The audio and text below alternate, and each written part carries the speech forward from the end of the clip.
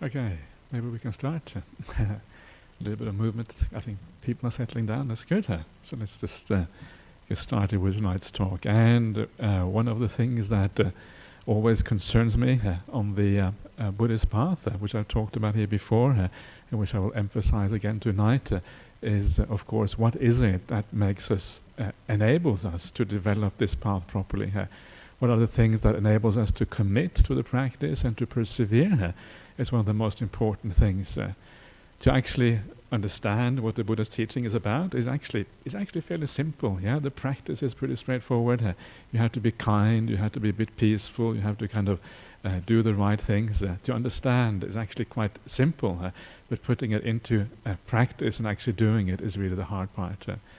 And this is one of the reasons why when I come here I see many old faces. I'm always very happy when I see the old faces, because the old faces, I know that these are the people who are committed to the practice, who come back sometimes week after week, year after year, decade after decade, perhaps lifetime after lifetime. I'm not sure. I hope many of you make an end of this in this lifetime, but if not, we'll see you again maybe in next lifetime.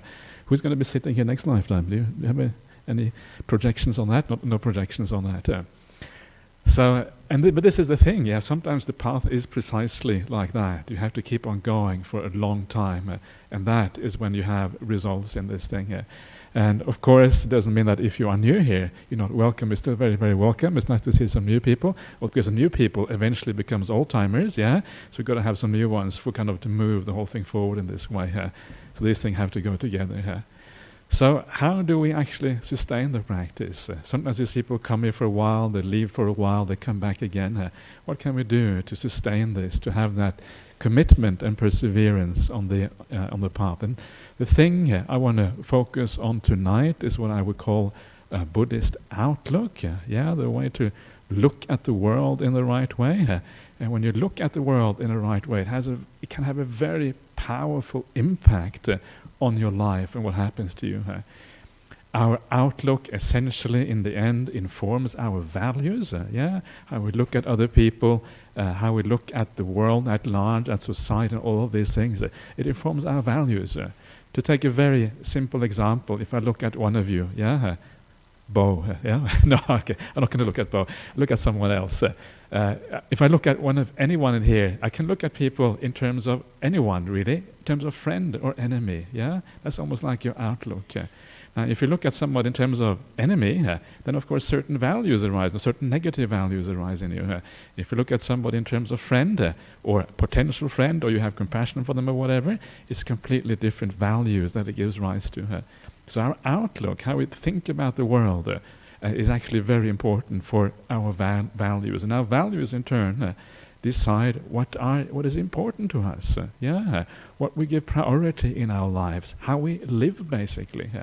So our outlook, in a sense, how we look at things directly feeds into how we live our lives, what our priorities are, what we actually do with our lives as such. So very, very important.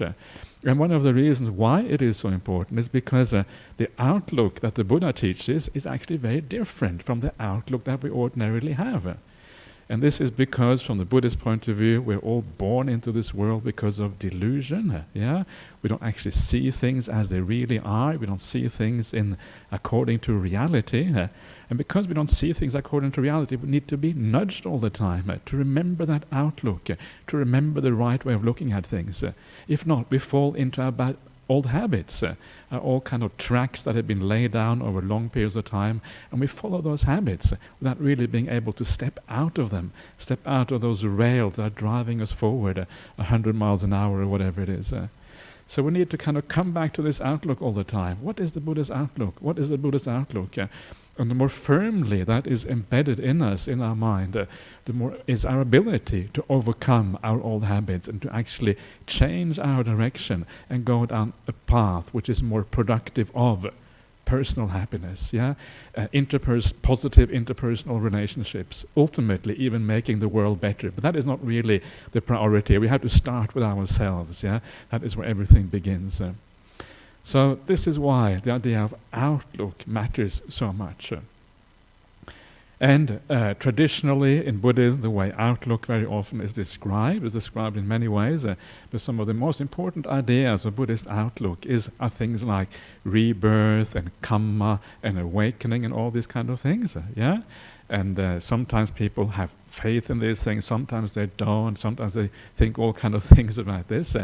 But very often the ideas of karma, rebirth and awakening are kind of very intangible for us. They're far away. They don't often have any direct emotional impact. Yeah? It's too theoretical and hard to really deal with. It doesn't actually have to be like that, because if you think about karma and rebirth in the right way, actually it's very powerful. It's very useful. So it's all about how we think about these things, but they tend to be a bit intangible. So for that reason, I'm going to talk about outlook from a slightly different angle tonight. I'm going to talk about it from another very Buddhist kind of angle, and that is the angle of what is called the three characteristics. Have you heard about the three characteristics? Some of you have, some of you may not, yeah? But these are core aspects of the Buddhist teachings, and they are about how we relate to almost the entire world around us, especially our own personal world, our personal experience is all related to through these three characteristics. And these three characteristics, they are in Buddhism called impermanence, they are called suffering or unsatisfactoriness, and non-self. These are the three characteristics of existence. So how can we use these? Maybe you find this sound a little bit, what do they sound like to you? Impermanence, suffering and non-self, do they sound kind of, still sounds a bit theoretical, yeah? So with all these Buddhist teachings, the idea is to bring these things into our life in such a way that they actually become a force for something. They become a force for our practice, a force for goodness in the world, and a force to move us forward on the Buddhist path. So how can we make these slightly theoretical sounding things into something that has a real emotional impact, something that hits us deep down? This is what really matters. I should maybe say, just for the sake of it, that very often Buddhist people can be intellectual Buddhists, the kind of pipe-smoking type of Buddhist sitting in a big armchair. I don't know if any of you here are pipe smokers. I'm not, but maybe you are. I can see the monk sitting smoking his pipe in his kuti. Might not be quite right. So we don't do that at the monastery. But the idea is to not be a pipe-smoking kind of Buddhist, because the intellectual Buddhism is useful to some extent, but what really drives us in life, the thing that really has power over us, are not intellectual ideas, are not kind of thinking about things. Ultimately, it has to be emotional, it has to be feelings. These are the things that really have a powerful drive in us. So once we can kind of merge the intellectual and the feelings and the emotions together into one thing, then they become very powerful driving forces. The intellect often just tags on, The intellect is there to justify our emotions and feelings. I feel like this. Well, how can I justify this? Okay, that's kind of the intellectual side of things. Not always like that, but very often it is like that. So I'm going to start by talking about impermanence. The Pali word for this, Pali, by the way, is the ancient language, very similar to what the Buddha spoke, not exactly the same, but very similar, and it is available also in the present day. And the ancient Pali word for impermanence is anicca. A useful word to know, because if you hang around in Buddhist circles long enough, people will start saying these words. It's very handy to be on the inside, You want to be part of the group. So anicca, very useful to know. So if you want to be part of the group, learn anicca, very useful. So anicca means impermanence, and how do we relate to this idea? And the idea here is that there are certain things in life that are more anicca, more impermanent, more unreliable, more out of control than other things. And we need to kind of make that distinction between those things that are really unreliable, really out of control, and compare that to those things that are less out of control and more reliable.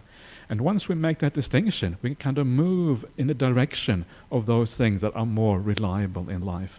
This is a very important thing here, because if we hang on too much to the unreliable stuff, we have a problem, It's like having an unreliable friend. It's not very nice. They're not there when you need them. And same thing with all the unreliable stuff. So what is the really unreliable things in the world? And the really unreliable things in the world are basically things that are external to us. Things that are external to us, of course, first and foremost, it refers to all the things in the world, like politics and the big picture out there, governments, politics, climate and all of these kind of things. It's incredibly unreliable. We don't know what's going to happen next. Suddenly you have a crazy dictator somewhere who wants to shoot off some nukes, and kind of say, okay, the end, good luck humanity, I don't really care what happens to everyone else. Or you have the climate change things. You just have no idea what's going to happen next. It all seems so unreliable and uncertain. Or you have the politics around the world. They're suddenly changing so fast. And you think, whoa, what's going on? I thought these things were stable, Haha, very stable. And then kind of the rug is pulled out under your feet, and before you know it, things are going in a different direction. Things seem reliable. I was just in Singapore very recently for 10 days, 11 days. And Singapore is kind of the model society, very well kind of structured, everything very kind of seemingly reliable. But then occasionally we hear about little kind of earthquakes, even in Singapore. Things don't work in Singapore. It's kind of it's almost like a reverse miracle when things don't work in Singapore. Everything tends to flow so smoothly. And because of that, sometimes we get the illusion that the world is supposed to work in a certain way. This is how the world is supposed to work, and we think that it will carry on like this. But of course it doesn't. Before we know it, things change. Before you know it, things are very different from what they were before. Whatever is your problem, whether it's kind of, you see all the stuff happening, refugees, migrants, overpopulation, climate problems, all of these things heaping up. And that is actually what we can expect. Uncertainty, unreliability, no idea what's going to happen next. So this is the first thing. So don't be surprised by this, And this is kind of your chance to find out your understanding of the Buddhist teaching, is to see your reaction to these worldly events. How do you react to that? And then you know kind of to what extent that impermanence kind of has sunk into you. I was just teaching this retreat when I was in Singapore, and I was got this question towards the end, this retreat has ended too quickly, which of course is very nice for me to hear. Yes, ended too quickly, obviously saying that, you've done a good job or whatever. And then I tell them, but I've been teaching about impermanence, for the last 9 days. Aren't you guys getting the message? This, what are you expecting? This is Buddhist 101. It's impermanent, Retreats are impermanent, everything is impermanent. So this is kind of the thing. How do we deal with the phenomena in the world? These are impermanent things. But much more interesting, really, is the things on the personal level. These is the politics and the big things in the world. Of course, they are unreliable. But even on the personal level, things tend to be very unreliable. The things that we own in the world, that is very unreliable. Things always coming and going, things changing. Things always, you just don't know whether your wealth is going to go up or going to go down, whether your possessions are going to be stolen or not, whether they're going to disappear, you're going to lose them. All of these things are always unreliable. And certainly at the time of the death, very unreliable, everything has to go. Your relationships in the world. Relationships, these are some of the most important things for us. The people who are the most dear to us, our partner in life, our families and all these things are so important. And yet also so unreliable. Illnesses, death, people getting fed up with us or whatever it is. These things always subject to change. You never know what's going to happen next with these things. Then of course you have your own physical body. I'm always amazed at how unreliable this physical body is. In fact, I'm actually sometimes amazed how reliable it is, considering how complex it is, that it actually works at all. It's like a small miracle to me. You look at all these kind of little blood vessels going in everywhere, and all the nerves and all this stuff, that it even works at all, I find kind of slightly miraculous, to be honest. But I'm sure those of you who are doctors in here probably will know what I'm talking about. But it is basically unreliable, I often think of myself, okay, there's probably some cancer cells in there. There's always cancer cells in the body, we know that. They're kind of just waiting to kind of pop out and grow and become large and then kind of finish you off once and for all. So I always think, where are the cancer cells in here? They're probably in here somewhere waiting to come out. And actually, it's quite nice to think like that. It just reminds me of the impermanence of this body here. It reminds me, uncertain, don't know what's going to happen next. I have a couple of family members with very quite severe cancer, and maybe these things are hereditary, maybe they're part of the genes, yeah. So I might be in quite a bit of trouble myself because of that. So the body is unreliable. Certainly, when you get old, it becomes very, very unreliable.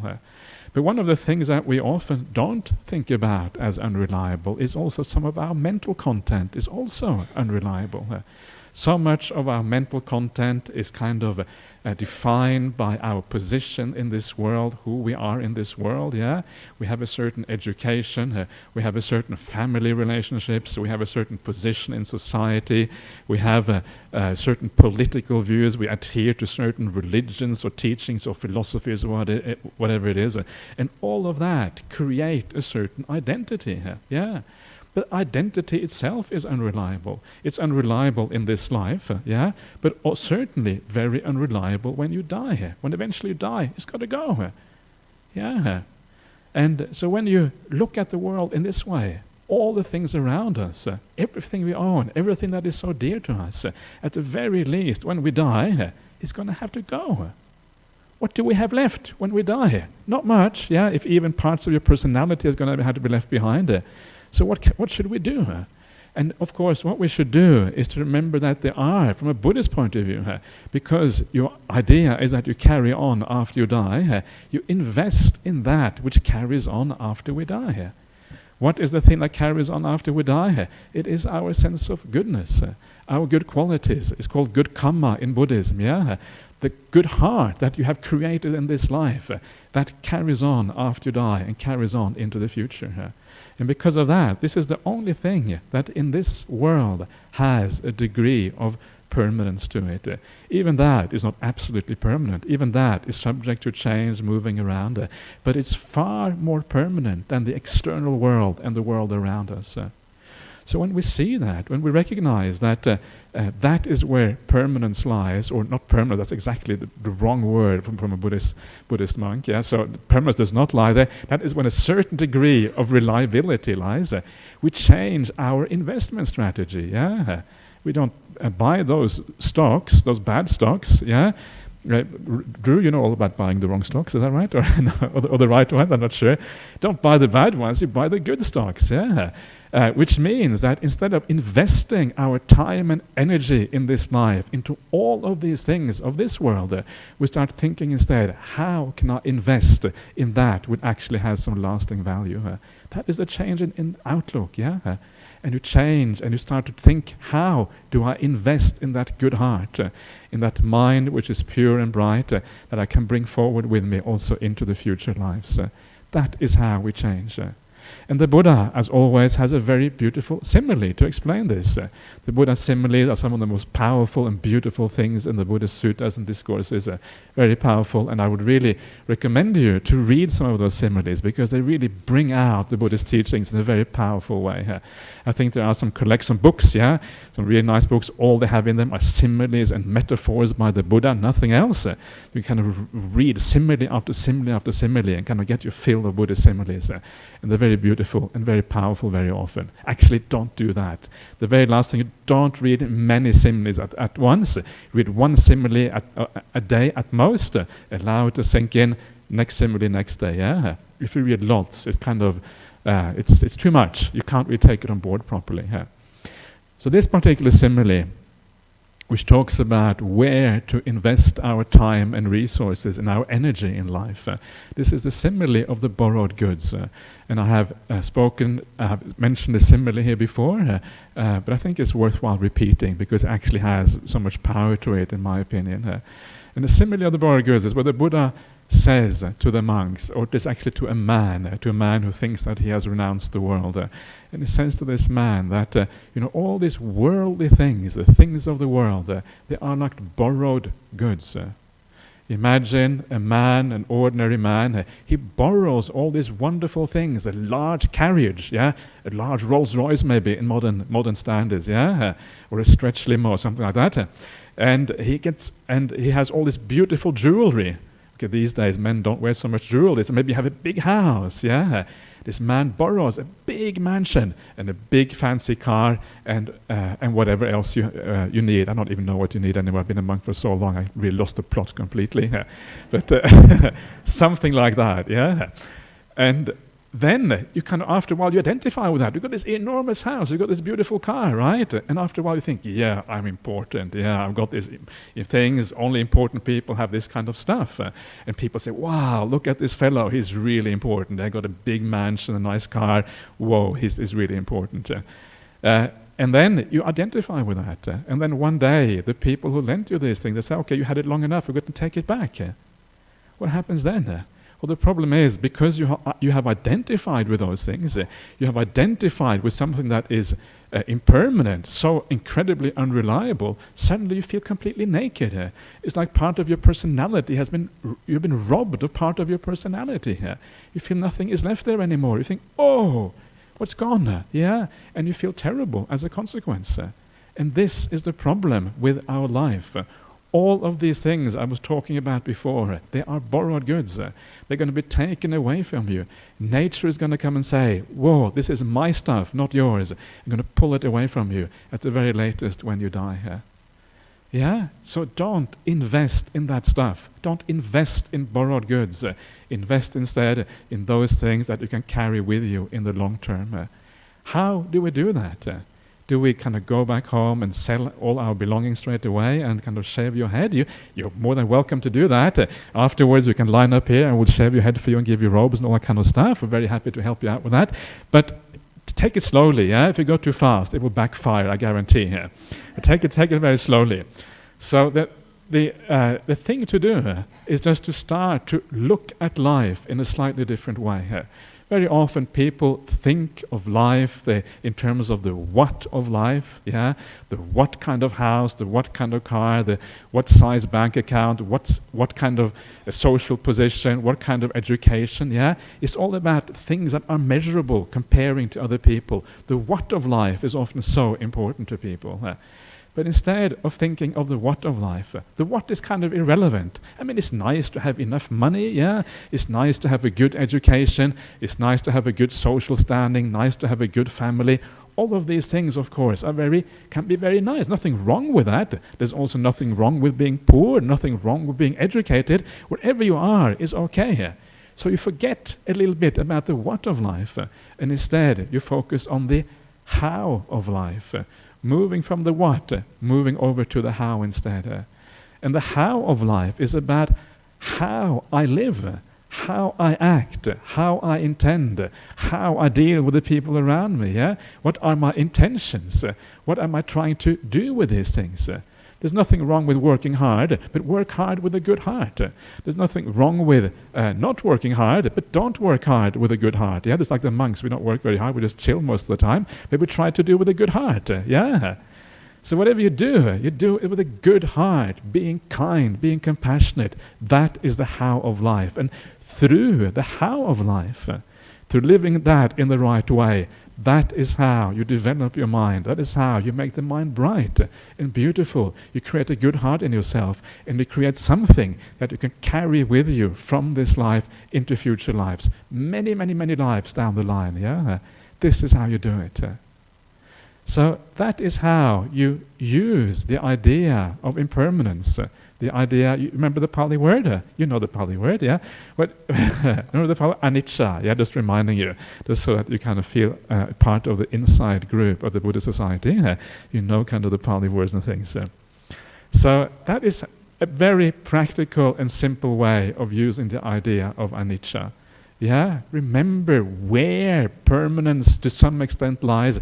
Remember what is inherently unreliable, and then place your investment, place your bets, yeah, where you know there's the most chance of getting a return. And then you're kind of starting to understand what I'm talking about tonight. Your values start to change, your outlook is different, and gradually you're moving in a different direction, and you're becoming a different person as a consequence.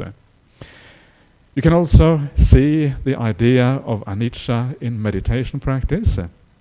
This can also be very useful. See how things disappear a little bit as you become peaceful. That is also can also be very, very useful, because as you see that, you start to see where to invest, what actually matters, what remains, what is really useful, what is reasonably stable. Yeah, these are the things that you start to see. I'm not going to talk too much about that because otherwise the talk is going to be extremely long. I don't know if you're ready to stay all night. That would be cool. Have an all-night talk. That would be nice. Okay, I might be here by myself, unfortunately, so I think we'll just avoid that. But Drew said 1 hour, so I guess I'd have to follow the president's kind of command from the right over here, so I will do that. So that is the first characteristic. A second characteristic I'm going to talk about is the characteristic of non-self. It's called anatta in Buddhism. And this is, again, can be very considered very theoretical. What does non-self actually refer to? I'm going to talk about one aspect of non-self in particular, and this is the aspect very often that we feel like we are in charge of life. Yeah, it feels like we are an agent, a doer in the world, someone who has power to affect things and do things.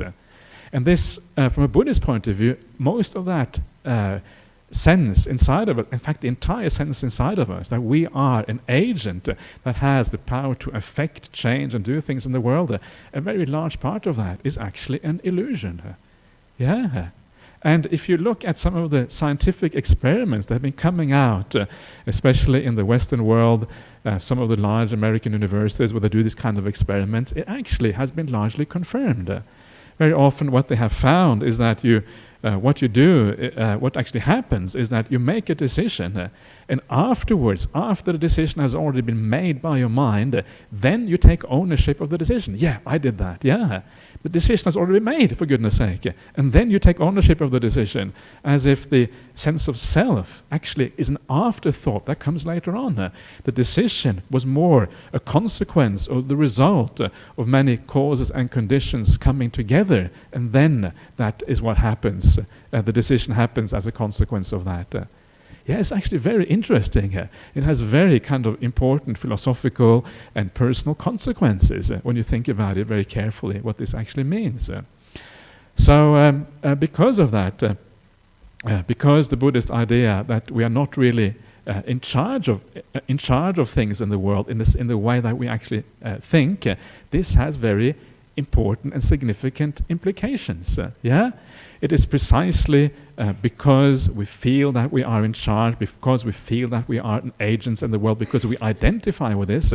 This is a very large reason why we do so much. Yeah, every time you do something, every time you act in your life, every time you try to affect something, what happens is that you gratify that sense of identity within you. I am the doer, gets gratified, yeah? Because you identify with that. It's as if you are living out yourself, who you really are. To be is to do, yeah? One of these ancient kind of philosophical statements. And that is actually very true. If you exist, the doing part is actually a very large part of what makes you feel exist as a human being. I exist because I do. And because of that, doing becomes its own purpose. Yeah, you do because, not because necessarily you are moving in direction of creating anything positive for yourself, that you're creating happiness in the world, that you're kind of avoiding suffering, anything like this. That is not really the reason why we do things. Very often the reason why we do things is primarily because it makes us feel good to do. Yeah, doing makes you feel alive.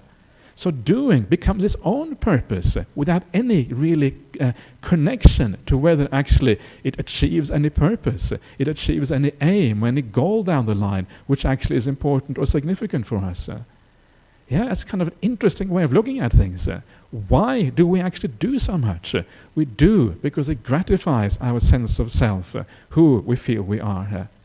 Yeah, and so this is interesting because when we start to look at our lives, we look at some of our goals, the purposes that we have, the aims that we have, very often you will see that many of those goals and aims very often don't really add up to very much.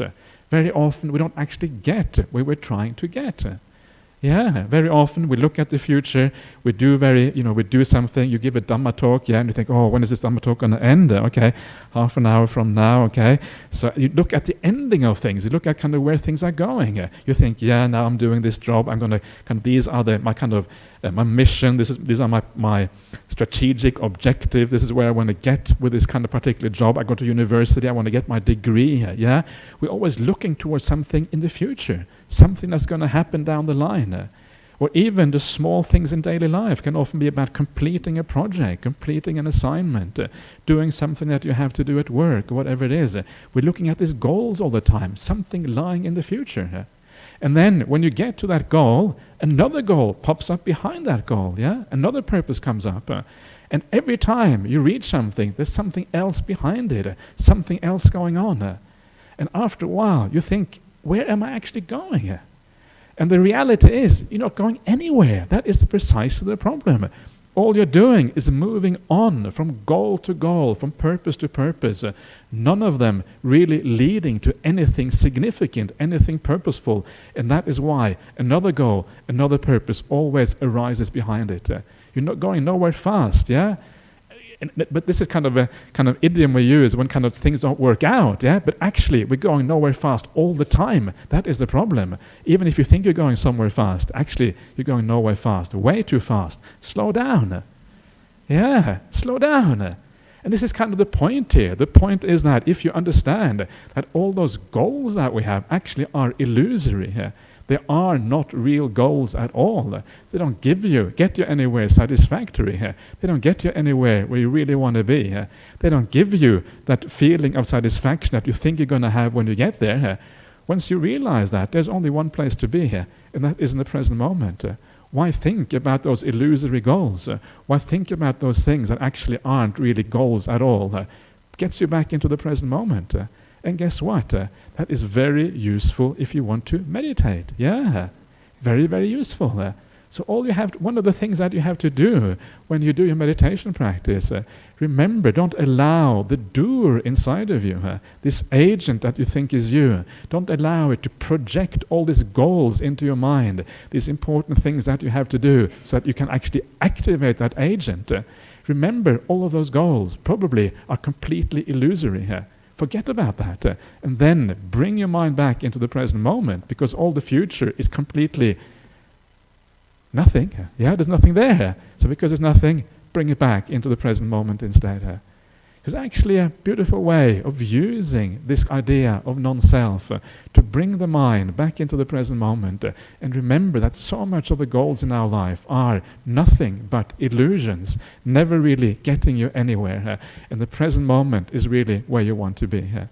This doesn't mean that we shouldn't have any goals, but what it means is that we deal with the goals of life in a different way. We don't dream about them. We don't think about them as some future thing. Rather, we get into the present moment and we solve the things that need to be solved here and now, and then the goals cannot take care of themselves. We don't dream about these things. And this is where the Buddha has another beautiful simile, and it's the simile of the dream. And the simile of the dream is the simile where the Buddha says, well, we dream about things, We dream, in the dream, everything, sometimes we have nightmares, but sometimes when the dream is really beautiful, so beautiful.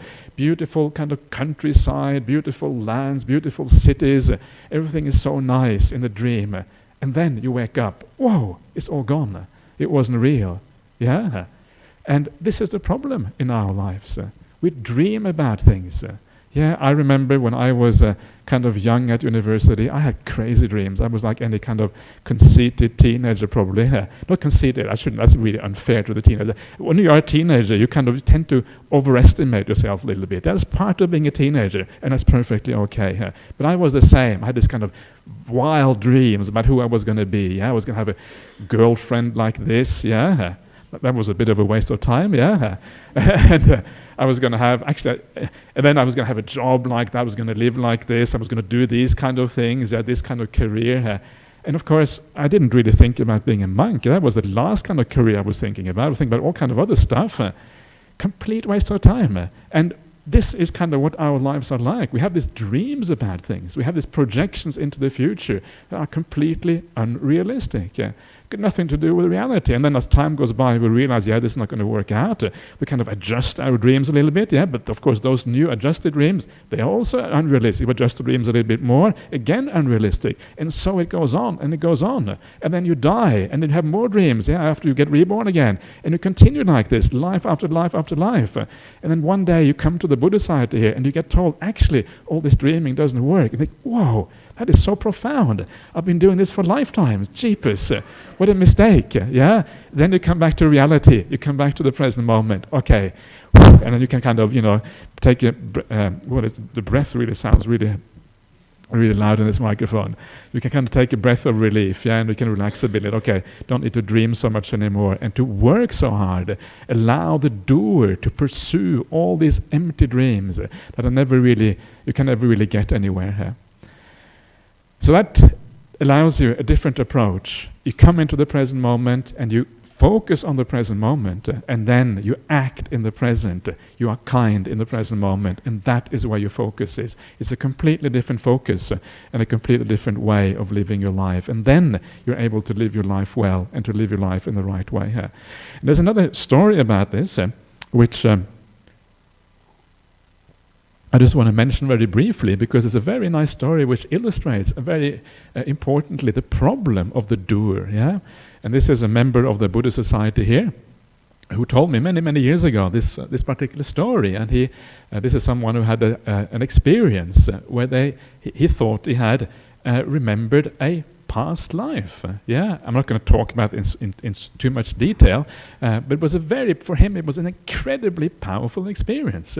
And he was somebody who did not believe in rebirth at all. Rebirth was completely out as far as he was concerned. But this experience he had was so incredibly powerful that it kind of got into his mind. He wasn't able to get rid of it anymore. So he had like a bit of a crisis over a few months, trying to integrate this kind of thing into his new life. And after a few months he realized, well, actually, don't have much choice. I got to believe in rebirth now. This experience was so profound. For the rest of us, it's hard to relate to, but sometimes you know what it's like. You have an experience that to you is so meaningful that for you it changes your entire outlook. And then he ended up, as a consequence of that, of believing in rebirth. But the most interesting part of this, to me, was how he explained what he actually saw and how it related to his present life. Because in his present life, he's been a very successful person, has his own business, been doing really well, and he's very kind of proud. He said, and kind of, been working really hard and kind of, doing everything right and kind of made money out of this and built things up and feeling good about that. It's my effort. I have done this with my own bare hands, starting with nothing. What a wonderful thing that is. But then, the interesting point is then, of course, is that when he remembered his past life, he saw he was exactly the same kind of personality in the past life. He started with 2 completely empty hands. I'm not going to go into the details. Built up this wonderful business. And then on his deathbed, because also he remembered his death, he was so satisfied and so happy that he had kind of and proud of the fact that he had built up this business using effort, working really hard, etc., etc. And then, of course, the realization came that this effort that he's been putting in this life is not really his own effort. It doesn't come from himself. He certainly could see the connection between the effort and the willpower and all the struggle that he was doing in the past life. He could see the connection to that and the connection with the present life when he also was working very hard. He was just carrying on a personality trait from the past life into the present life. Suddenly, the willpower, the will, the doing, the agent, all the thing that he'd been doing didn't seem like it was coming from him anymore. It seemed more like a trap. He was trapped in working really hard because that is what he had done in the past. It didn't seem like something to be proud of anymore, something to identify. It was just a continuity that was carrying on in the future. And this is kind of the scary thing about this, So many, from a Buddhist point of view, so many aspects of our personality, our doer, the way we perceive things, our defilements, the problems we have in life, these are things that we have carried with us from the deep, deep past. These are programs, in a sense, that were written in a life, who knows how long ago, that we now carry with us into the future. It is not things that you are doing out of your free will. You're not choosing to do these things. You have to do these things, yeah. It's like you are this railroad carriage on tracks moving forward 200 kilometers an hour, and there's no way that you can change because your habits are so incredibly ingrained. That is what is going on. And suddenly, when you see that, this aversion arises, yeah? This aversion almost to this doer, because you understand the doer is a conditioned phenomenon driving you forward. Often, not really, it's not your will at all. It is a conditioned phenomenon driving you forward in all this. And then your perspective changes completely. So how can we use that kind of perspective to actually be useful in this life? And one of the ways of using that is to remember that the doing itself is not necessarily such a bad thing. Yeah, it's not a very bad thing. It depends how we apply it to a large extent. But there are certain things in our life that definitely are bad. Yeah, things like anger, ill will, very strong desires, delusion, all of these kind of things. We know that they are bad because they cause pain for ourselves. They cause pain for the people around us. But remember, these things too are carried on from the past, yeah? If you are someone who gets angry every now and again, or gets angry often, or whatever it is, this is a habit that you have taken with you, probably from a past life going way, way back. And if you don't deal with it now, guess what? You're going to carry with it into the future. And into the future, maybe there is no Buddhist society around, yeah? You have a serious problem, yeah? Where is the Buddhist society? Oh, I feel I'm missing something in my life. I can feel there was something there in the past life. It's gone. And then, because there is no Buddhist society, and there is no spiritual teaching that kind of drives you, helps in the right direction, that anger may get out of control, and it may lead you in a very, very, very bad direction. So once you see that, once you see how incredibly ingrained our habits are, how deeply they go back in the past, it means you want to rebel against this. For goodness sake, I'm being driven by this program. Yeah, I'm like a robot, like a computer. Somebody has kind of typed in the program in the past. You must be angry every twice a day you get angry, yeah? Duk, duk, duk, duk. Twice a day, sure enough, you get angry, yeah? No more, because this is dangerous. So you rebel against the programming. You rebel against those problems. That is the right kind of way of thinking about this. And then you are kind of on the spiritual path, because you see the danger of these programs laid down inside of you in a very deep way. Yeah? This is also part of right outlook. Gives rise to values, gives rise to priorities in your life. So this is a little bit about non-self. And how, hopefully, you can make a little bit of use of that in your own spiritual path and how you lead your life. The very last thing I want to talk about is, of course, the Buddhist idea of suffering or unsatisfactoriness, called dukkha in the Pali language. And so this is the third of these three characteristics. And just very briefly, the way to think about dukkha or suffering is really to divide the world into those things that do not give true happiness and those things that actually give a sense of lasting and real happiness. Yeah, this is one of the most very important and basic divisions of phenomena according to the Buddhist teachings. So those things that do not give rise to lasting happiness, or don't really give rise to any real profound sense of happiness at all, what are those things? And those things are essentially the things of the world, yeah, the similar kind of things I was talking about before, but especially sensory existence, yeah, sensory phenomena, relationships, a nice meal, yeah, all of these kind of things are what we in Buddhism would call, they are happiness, but they have tainted happiness to a certain degree. Why is it tainted? And the reason why it is tainted is because this kind of happiness is so often very closely involved with the idea of craving and desire. Yeah, craving and desire is very often right behind there. Strong sensual pleasures are often very highly connected with craving. And if you see the craving in you, and you see its connection to all of these things, what you are seeing is that these things are never inherently satisfactory. Craving by its nature is a sense of lack. It's a sense of being a distance between where you are now and where you want to be. That is what craving is all about. So wherever there is this powerful sense of craving, there is also a sense of dissatisfaction.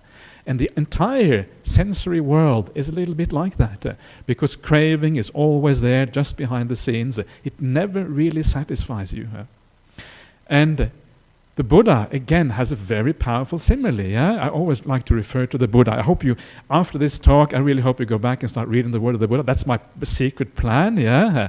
Actually, I shouldn't tell my secrets, cheapest. I just made a mistake. But no, that's kind of the idea. Yeah, I give you some kind of idea of the kind of word of the Buddha, and then you think, wow, this is really cool. You go back and you open it up and you think, wow, I really missed out all this time. Yeah, this is kind of the idea behind this. So this is another of the Buddha similes. Are you ready? Yeah, ready? Okay. So if you're ready, this is how it goes. This is a simile of the dog. Very hungry dog. Dog is weary or so hungry, yeah, or running around all the time. This is, by the way, these are kind of some of the Indian dogs. These are not kind of dogs in Australia, pampered dogs, yeah, who are belly is always full, rolling on the carpet, they're being stroked on the back. Not that kind of dog. These are kind of really the wild dogs you find in many places, like in India, yeah, mangy and thin and 3 legs, yeah, and that kind of stuff, that kind of dog, yeah. And nobody's looking after it. Actually, really a pity to see all those poor animals in some of these countries. It's really kind of heart-wrenching sometimes, but that's the way it happens to be in those countries. And this dog, of course, always being hungry, goes to the butcher shop, yeah, stands outside the butcher shop, big eyes, yeah, trying to look very cute, yeah. So the owner kind of gets some compassion. And but of course, the butcher is not going to waste any good meat on a dog. Yeah, this is just a mangy dog with 3 legs and half an ear. You're going to waste any good food on that kind of animal. So when the owner sees a dog, a little bit of compassion, yeah, but not much. It scrapes off the last ounce of meat, the last gram of meat. There's nothing left, and it tosses out this bone to the dog, and the bone has a little bit of blood on it. That's just about it. So the dog gets this bone, yeah, and kind of licks the bone and sniffs it and chews it. And what happens? The craving is still there. There's no real satisfaction, yeah? Doesn't get the meat, doesn't get the sustenance that it actually wants. So what happens to the dog? Runs off to the next butcher shop, yeah? Next butcher is just as mean as the previous one. No way I'm going to give... It would be nice to give some meat to those dogs, wouldn't it, when you think about them like this? I would really want to. Right now I feel like giving meat to those dogs. But anyway, I don't have any meat, so I can't do it. So... Again, the same thing happens again. You're standing outside, waiting for some sustenance, waiting for some real food. Gets another skeleton, yeah, another blood-smeared bone or whatever it is. Chews it again, gets a little bit of taste, yeah, a little bit of satisfaction, but nothing really profound. No sense of completion, no sense of achieving any goal, no sense of contentment comes from that kind of thing. And the dog keeps running and running and running and running. Then it dies. He gets reborn as a dog again and runs and runs and runs and dies. Dog again, and goes on and on and on like that. Who are these dogs? It's you guys, yeah, and me as well. We're all those dogs, yeah. I apologize for calling you a dog. That's really unfair. But that's what the Buddha is talking about here, yeah? We are all those dogs. We keep on running after these things. And we never learn that these things are inherently unsatisfactory. They're never going to fill up that hole inside of us, that thing that we desire, the sense of completion, the sense of contentment, the sense of satisfaction that we actually want. It's not going to happen. Yeah, we run and run. We get another house, another relationship, another nice meal, and soon enough you want something else, you want something more. When are we going to learn that there is no inherent satisfaction in these things? It just doesn't work that way. But for the vast majority of people, they never get that. I'm sure most of you here already have some inkling of this, otherwise you wouldn't be here, yeah? You already have some, otherwise you wouldn't bother meditating, presumably. I guess. Well, that's what I'm hoping anyway. If you have doubts, you can come and see me afterwards. But so then one day the penny drops, yeah, and you realize, actually, I have to go look for this somewhere else. Where is it that we have to look for this? And where you have to look for this is in spiritual qualities. And what I mean by spiritual qualities, first and foremost, are things like kindness. And one of the things that you will find, if you look very carefully at your life, if you look carefully at how your mind works, you will see that when you do an act of kindness to somebody else, you share something, you give something, you say something nice. Sometimes all you have to do is to have a kind thought about somebody else. When that happens, how do you feel? You feel happy about yourself. Yeah, that's what I feel. I feel kind of happy about that. I've done something good. Yeah, and that happiness is a very different kind of happiness than the happiness of the sensory world. Because that happiness that you do from being kind, from being generous, from being compassionate, from being peaceful, whatever it is, that doesn't have that craving conjoined with it. It has a sense of peace conjoined with it. There's a sense of completion happening when you do that act of kindness. And this is precisely the distinction between the worldly happiness and the spiritual happiness. So this is actually getting you exactly where you want to be. That dog, always tries to find satisfaction.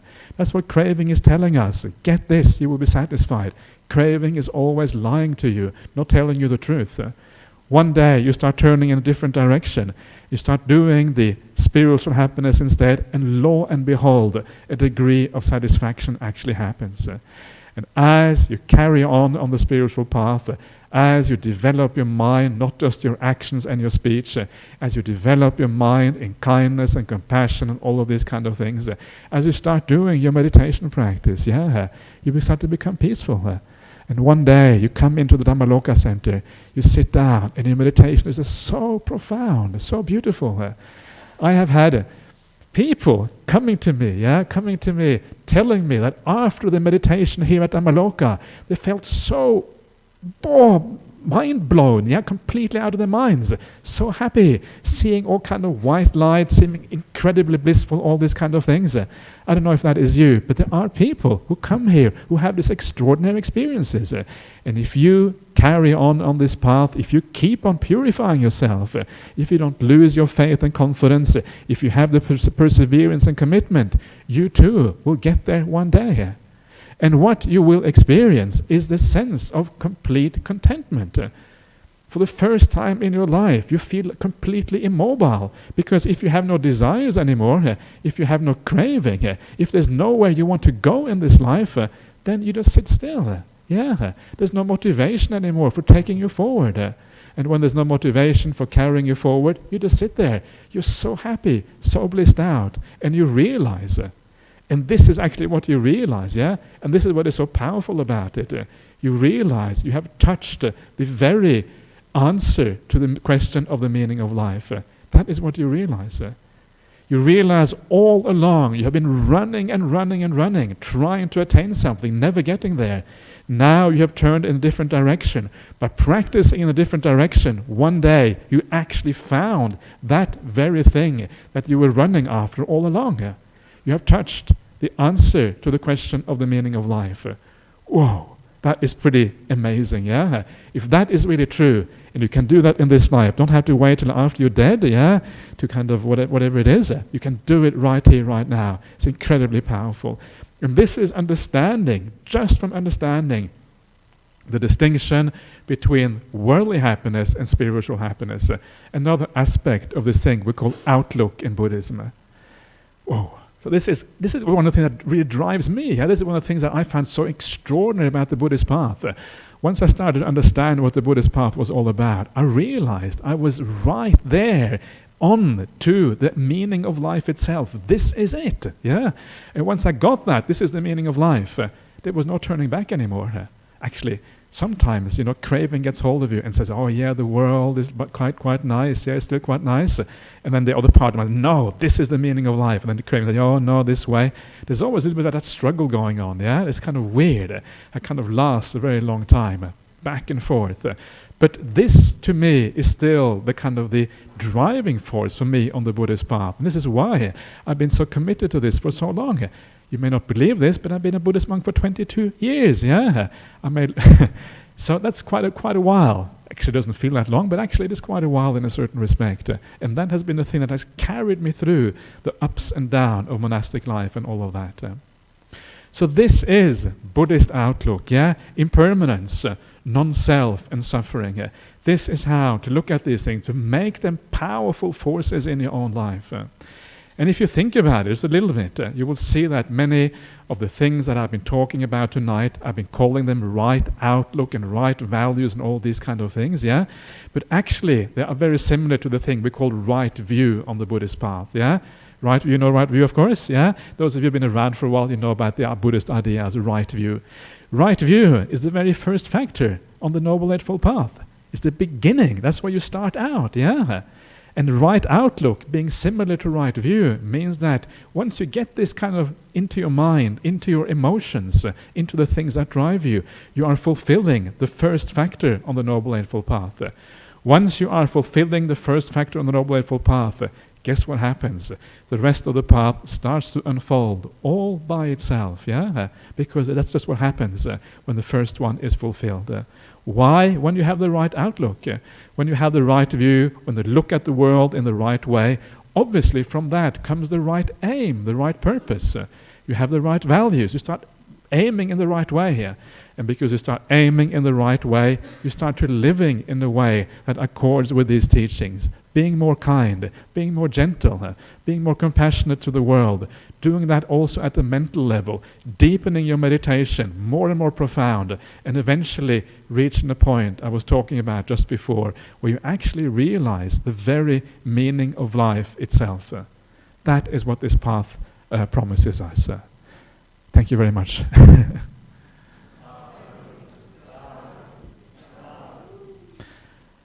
Okay, so any questions, comments, disappointments, disagreements, whatever, please, this is your chance to speak up.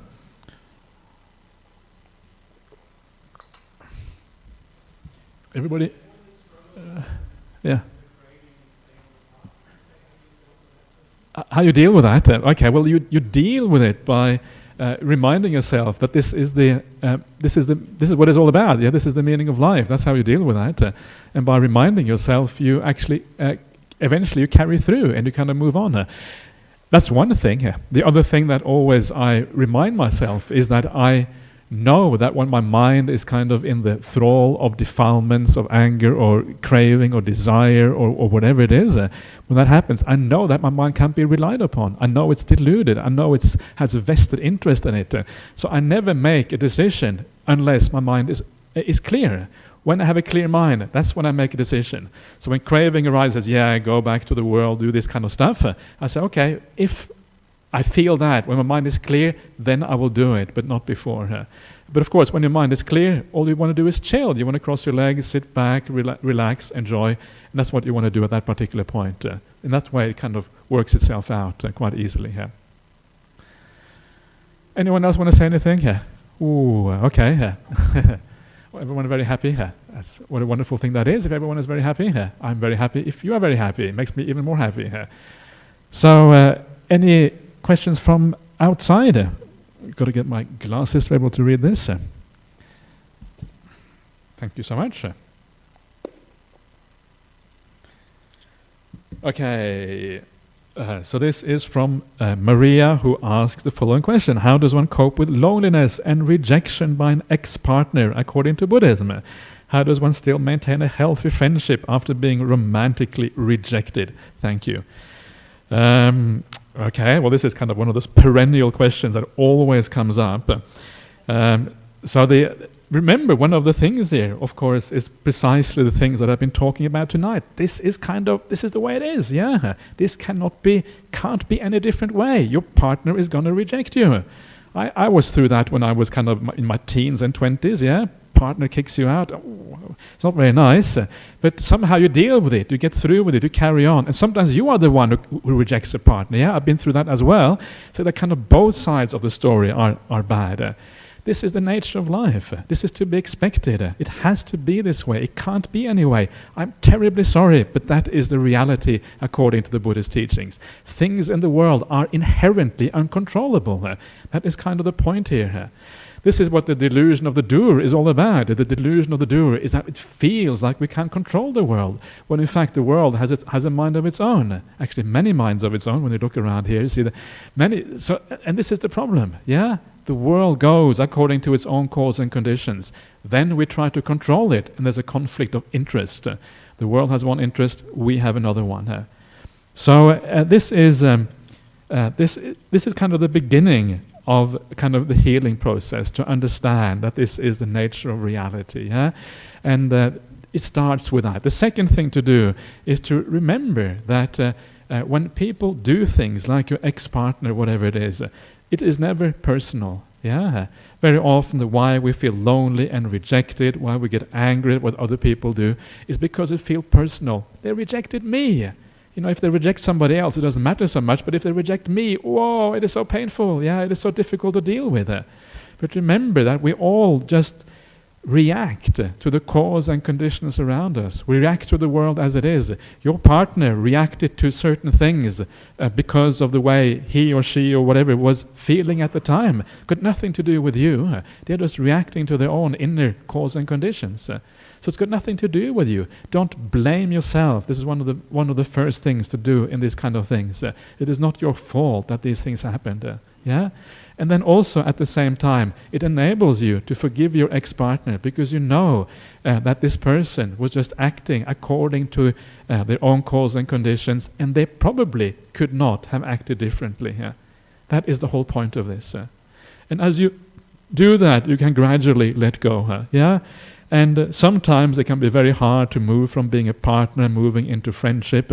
Sometimes I would probably recommend you to kind of get some distance between you, to deal with yourself. If you always hang around the person, it's almost as if you're poking a wound all the time, and more pus and more problems get discharged as a consequence. Yeah, when you always keep on poking the wound, it never has a chance to heal.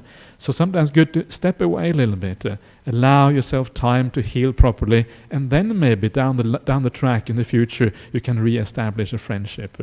So be wise about this. Right now, the reason why you're suffering is probably because you still have some attachment. Yeah, this is a very big part of the problem. So you need to withdraw a little bit, allow that attachment to die down a little bit, reflect on the Dhamma in the right way. It will happen. Give it time. This too will pass. But you have to be patient.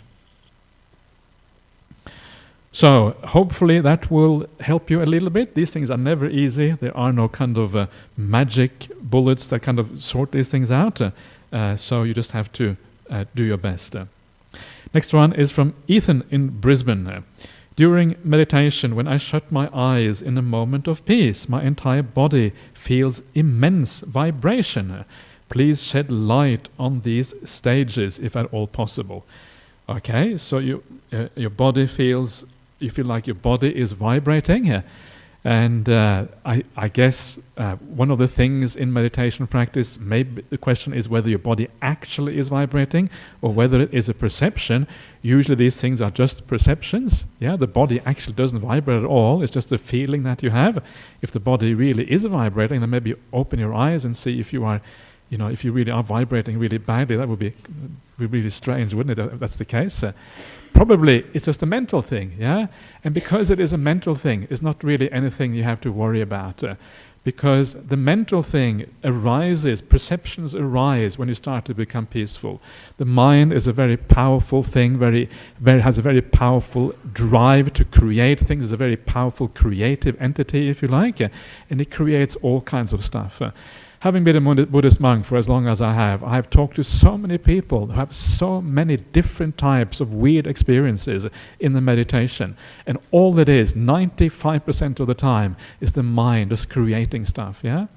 So what you have to do is just to feel, are you feeling at ease? Are you feeling relaxed? Are you feeling, if it is not a serious problem, like you're getting angry with it or deluded, or things are going in the wrong way mentally, if you feel bad mentally, there is a problem. But if your mind is in a good space, then there's nothing really to worry about. So just keep on going, and as you keep on going, the vibrations will change, and I assume eventually probably die down as a consequence.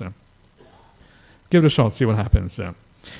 Last one is from Christine in Malta. Hello, Christine. It's cool that Malta is also here tonight. That's really, really nice. Small little island in the Mediterranean Sea.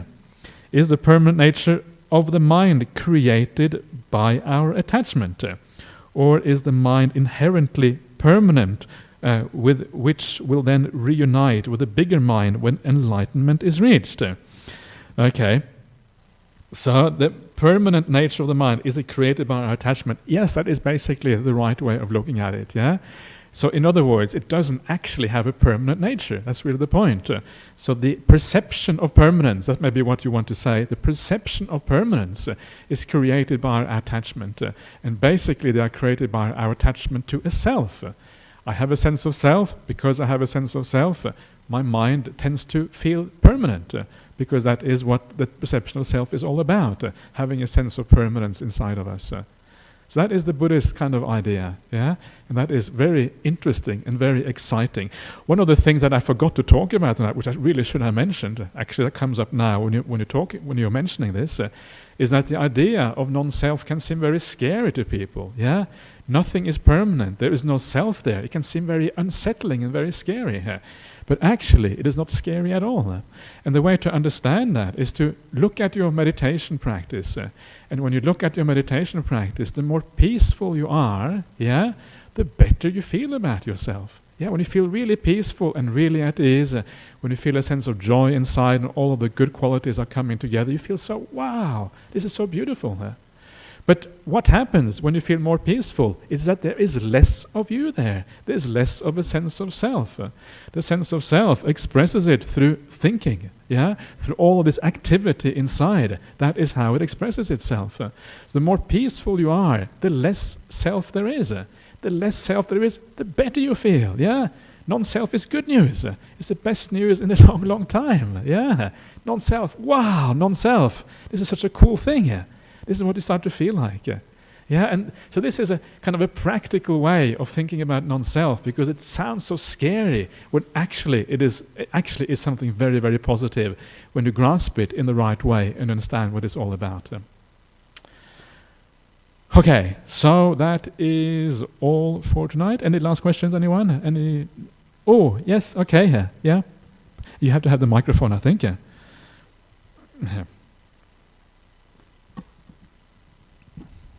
Thank you for tonight. Always meditation is just so wonderful and so blissful, and that sense of peace and stillness. I'd just like to share that when I started meditating, I went through seeing colours and vibrations and feeling as if I was vibrating, and then I moved to the peace, the bliss, and the silence.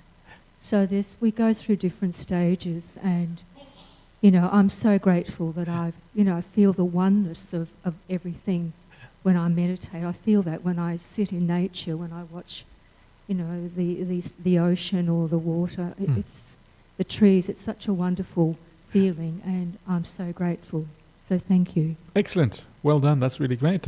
Somebody who's enjoying her meditation practice. What a wonderful thing that is. Yeah. Okay. Any last thoughts? Anyone else? Everyone else very happy. Okay, let's pay respect to Buddha Dhamma Sangha.